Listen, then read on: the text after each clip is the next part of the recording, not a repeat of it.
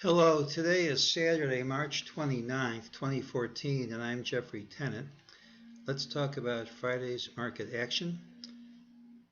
I didn't have a call, but the mejt target from earlier in the week served as a good resistance and support level in trading over the last 2 days.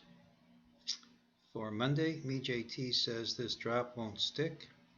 It gives targets of 1859.29 and 1861.38 plus.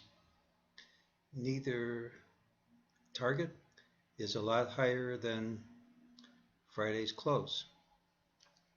We still have this outstanding target of 1874.17 plus. It doesn't have to print anytime soon, but I'd be a lot happier if it did. That's all the system says. We can go outside the system to make some other predictions.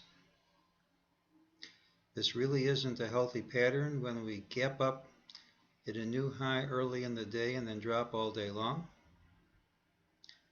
It's particularly negative when we close under the early consolidation.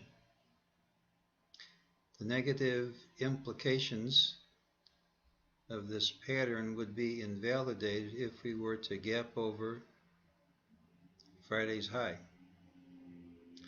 And if, in fact, we are going to see this 1874.17 plus level, I really would, if we're going to see it anytime soon, I would like us to gap over Friday's high. I do have, based on other systems, some support at Thursday's low and Friday's low.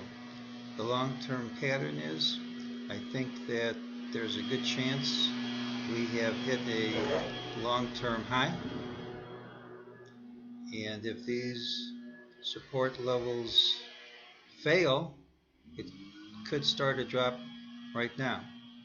However, the action since the high earlier in the month has not been impulsive as it should be. If it were a major high, it would make a much better pattern for me. If we were to rally at least a few more days, hit this higher target, and possibly hit a more convincing high in early to mid-April.